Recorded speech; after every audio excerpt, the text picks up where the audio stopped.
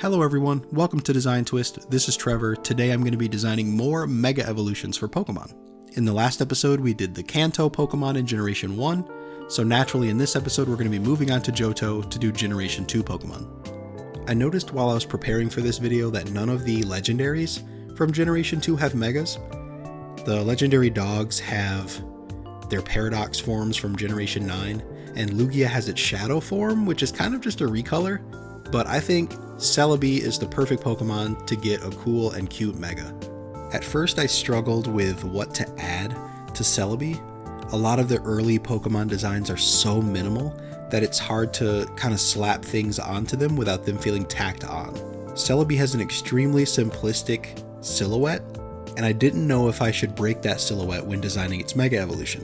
There was a certain amount of awkwardness that I had when making this two-pronged head shape. I had a friend compare it to Hey Arnold, which I found very funny, but I think it's still an endearing shape that follows suit from the previous big old teardrop onion head Celebi that we all know and love. So Celebi is very small, very cute and dainty, and it has like this fairy-like appearance, and it has a mystique of this spiritual presence with its association with the shrine and its like forest leafy aesthetic. So I didn't want to design a Mega Celebi that was like a badass fighter or some kind of demon. I wanted to keep it cute and simple. I didn't want to mess with its overall body shape, so I decided that the changes should mainly be in the arms and the head. I added a floral element to its head that ended up giving me the vibes of like a tiara. Then I extended the antenna and kind of gave them a ribbon-like appearance.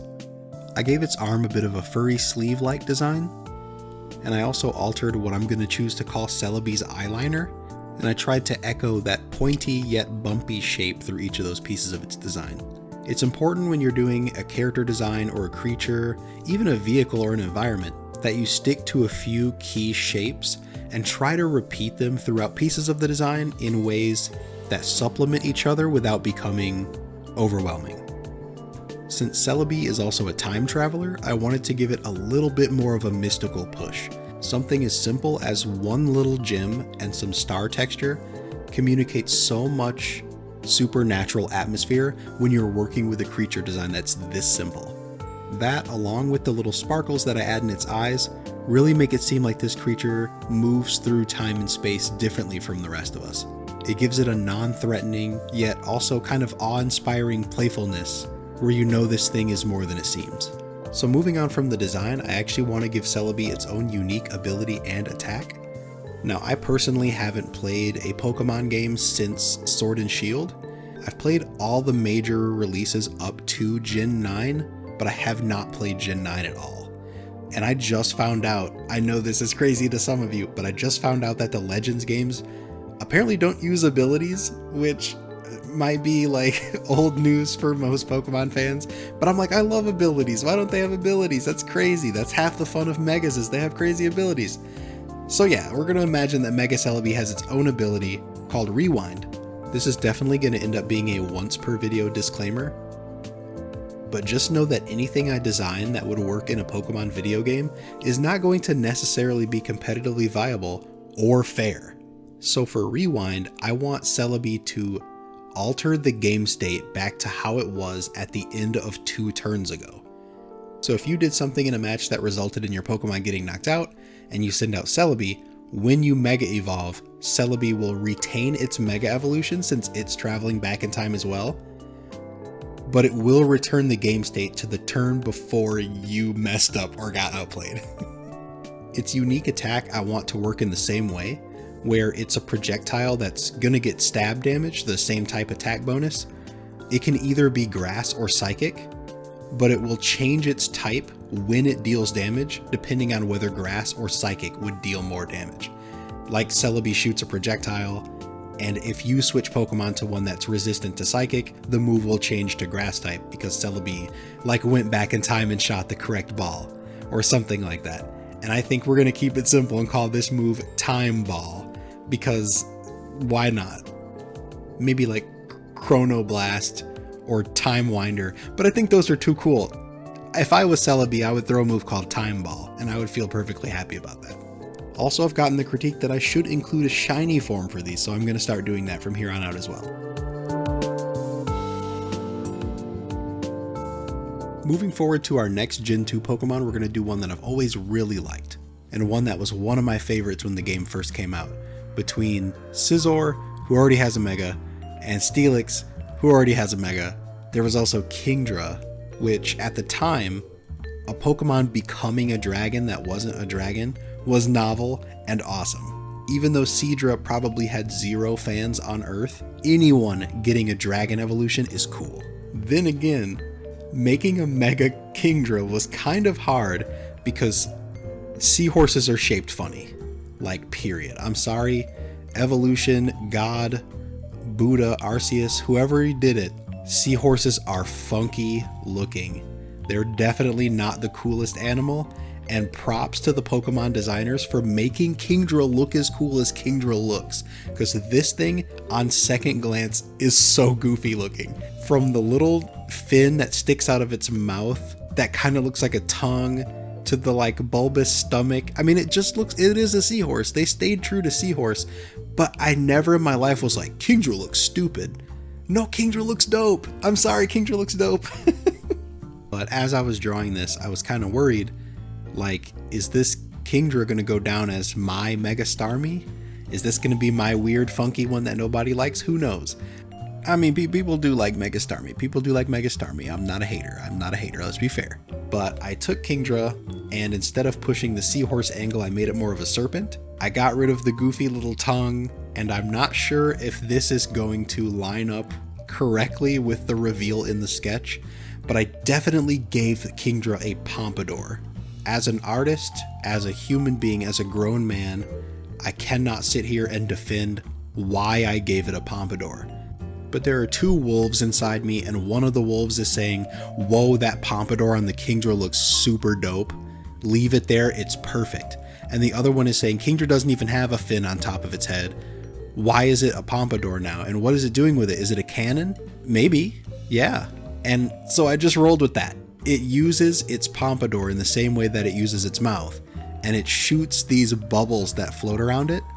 So it's not going to have its own signature attack, but Mega Kingdra, I'm starting with the gameplay this time. I'll talk about the design later. It'll have its own signature ability, where whenever it deals damage with a water type attack, if it moved before its target, it will lower its special defense by 1 stage upon doing damage. But if it moved after its target, it will lower its target's speed by 1 stage. This is Kingdra T-posing, or I suppose J-posing, to assert dominance. Considering Kingdra was like the OG Swift Swim god, Mega Kingdra is like, no. We don't do that here. You don't get to be faster than me. And if you're already slower than me, you're going to be even weaker now, and I'm going to do even more damage to you. But it does have to do consistent hits to take advantage of that. Or it's softening up its opponent for whoever takes over after it dies. Whoa, okay, we're like 3 minutes into Kingdra.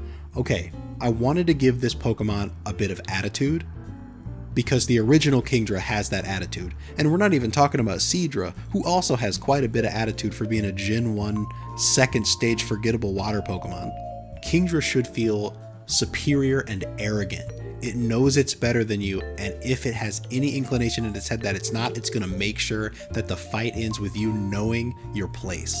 Kingdra needs a trainer that's like a cocky water type that likes to rub it in your face, that in the water, their Pokemon are better than yours and you cannot keep up. I kept it very simple in terms of which design elements from Kingdra I brought back for the Mega. I really just took everything that was there and let it do exactly what it's already doing. The blue part of Kingdra's body has kind of like this scaly, almost brick-like texture that's really subtly implied, and then it has a yellow underbelly with thin black stripes. I just wanted to keep that super simple. Let's echo both of those into the Mega. Let's keep the fins on the back with their weird, like, seahorsey coral shape language going on. I doubled up on the wispy lip sort of thing that it has. And I can't really call the things on Kingdra anything that's not vague, because I don't know what these parts of the seahorse are called. But I took what was there, I amplified it, I gave it a pompadour, and I will not apologize. Last but not least, we have Xatu. This is the Pokemon that I was really excited to do when I got to Johto, because it's such an underutilized Pokemon with such an interesting aesthetic. It has this Native American totem spirit sort of vibe to it that is so rare within Pokemon, and for it to have come so early in the series, I would really love to see this Pokemon explored in any way. A Mega, a regional form, anything. I want to see this thing come back. So as I got started on the sketch, my initial idea was based on the cat eyes that are on Xatu's stomach or chest. I never really knew what that was growing up. I didn't know if it was supposed to seem like a totem pole or if there was some kind of Japanese bird cat future sight pun going on there. But the way I wanted to do this, and spoiler, I don't end up going for it, is I wanted Xatu to look like it was caging a cat demon. Because Xatu's whole thing is being able to see the future, and people assuming that it's standing still and staring at the sun because it's getting visions of future calamities or something like that. And all of the bad energy that it's getting through these predictions could be manifesting in its soul as like some sort of demon.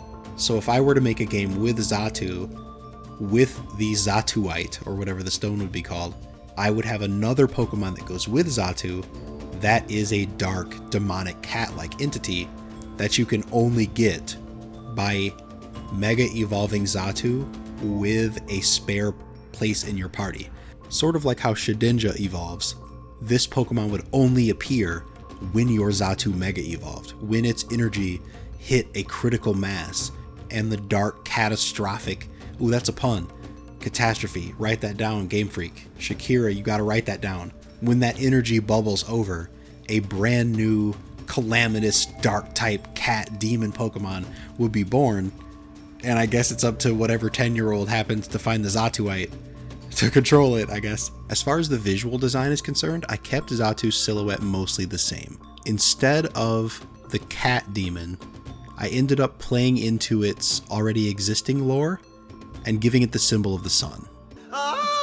If this thing just had drought, that would be interesting to slot a psychic flying onto a sunny day team, but I think rather than the setup, if we wanted to do a sunny day team with this Pokemon, it should be one that takes advantage of the sun rather than the one that sets it up. I don't know in what way it would take advantage of the sun, so if you have any ideas, feel free, and please comment below for any ideas involving how a unique ability or attack on a psychic flying Pokemon could take advantage of the sun in a cool and unique way. Or if you like the cat demon idea better, you can share an idea about that as well. In the future, one day, I might do a whole video where I decide to really power through designing this Xatu with the cat demon in its stomach, but I don't have it in me right now. I'm imagining that the Xatu itself almost creates a cage of negative space inside which you see this. See, I'm hyping up this demon cat idea, but it's just not in the drawing, so I'm kind of shooting myself in the foot. Moving on, I did keep the silhouette about the same. I wanted to give it more of a pointy look on the bottom, which might just be a signature shape of mine, this bumpy, like soft triangle, or it might just be the mood I was in when I was drawing this thing in the Celebi. But the kind of rounded points I also worked into its stomach, and its toes already have that look as well. Xatu has the silhouette of like a little wooden peg person, and I find it so cute in the same way that I find Parasect cute, whereas this weird unnerving creature with kind of a strange backstory just has like a silly, round, fun, huggable kind of design. But this one definitely came alive when I started coloring it. The color scheme that already exists within Xatu, but with the substitution of a navy blue instead of the gray, makes this thing so much more vibrant, and the deep blue color pushes the warm gold from the sun and the reds that already exist in the design so much. I love this thing's color scheme, and even though I didn't go with the cat demon idea, the navy blue does kind of hint, in the same way the gray did in the original design, of a bit of inner darkness inside this Pokemon. So I added markings around its eyes to kind of emulate a feeling of tears, as if it's locked itself into a bad vision and it's experiencing that sorrow. I moved the cat eyes that were on its chest to the back of its wings so that if a group of Xatu were in flight, from above they would look like those cat eyes. So I could keep that element of the design in a way that felt different from the original.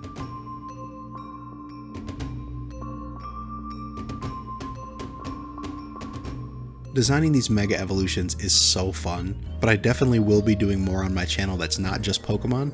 My next video that's coming out in about 10 days is a Deltarune video, and then I'll be posting another Pokemon video for Christmas. And at the start of January, I'll be back to Hoenn in this series of Mega Evolution designs. Generation 3, in my opinion, is the biggest jump in quality between two Pokemon generations. And I have damn near infinite cool core memories in my life with my friends and my mom that have to do with like this generation of Pokemon. I don't know about 7 out of 10 too much water. This generation was goated. 4 I think is my favorite, and I have the most nostalgia for 4. It was the certain time in my life, my senior year of high school, my first year of college, was playing Pokemon Diamond. But Generation 3, Chef's Kiss Emerald, is just fantastic. One last thing I want to do before the video ends is I want to start assigning homework for anyone who is a creative in any way. If you are an artist of any sort, a musician, a designer, a writer, a maker, I want to see you do something fun with the theme of Mirage Island. So about a week into January, I'll show off what I made. If anybody listening to this makes anything, please tag me on Blue Sky or Instagram. I would love to see what spur of the moment Mirage Island thing you make this holiday season. With all that being said, if you're still listening, hit me with a like and subscribe if you're ready to see those future videos. If you want to get some custom art made by me, you can check my commission prices and availability in the description on my website. I will gladly draw your fake Pokemon trainer, a monster idea, your D&D character. I'm sure people have tons of different ideas, so just hit me up. I'm always around, and thank you so much for watching Design Twist. Peace.